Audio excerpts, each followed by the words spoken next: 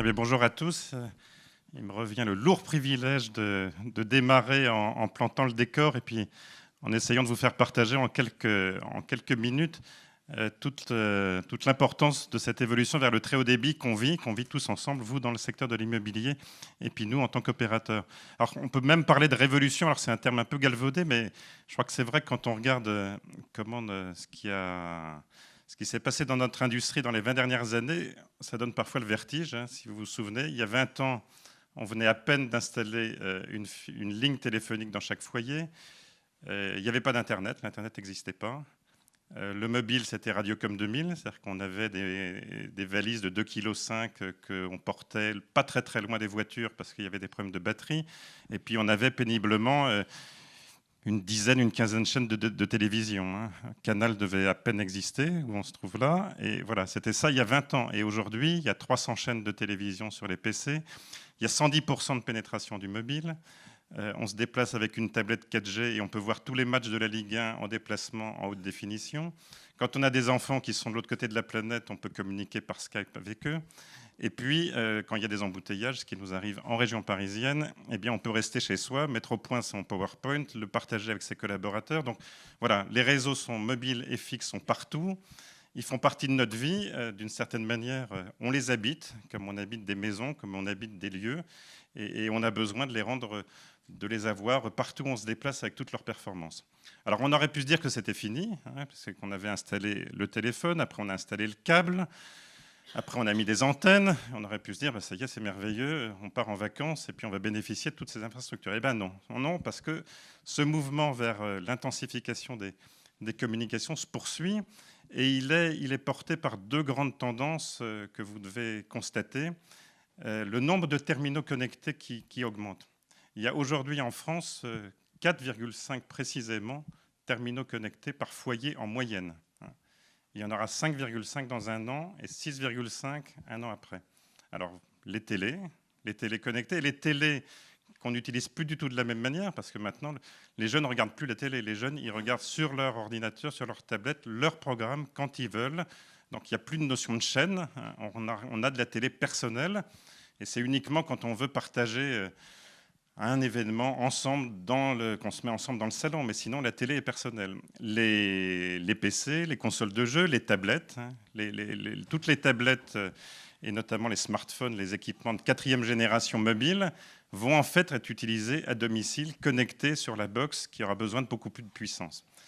Voilà. Et puis la deuxième tendance qui nécessite qu'on ait encore plus de débit sur ces réseaux qu'on installe, eh bien c'est le besoin de débit symétrique, le besoin de débit sortant, le besoin d'envoyer aussi beaucoup plus d'informations qu'avant.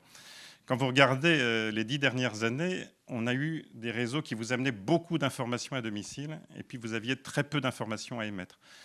L'Internet des années qui viennent, c'est l'Internet du partage, c'est l'Internet des réseaux sociaux. Donc vous avez besoin d'envoyer vos photos, d'envoyer vos vidéos, de partager vos documents professionnels. Et donc pour ça, vous avez besoin d'émettre autant que vous recevez. Pour nos 300 000 clients fibres aujourd'hui, ils ont 8 fois plus de débit sortant que quand ils étaient sur la DSL avant.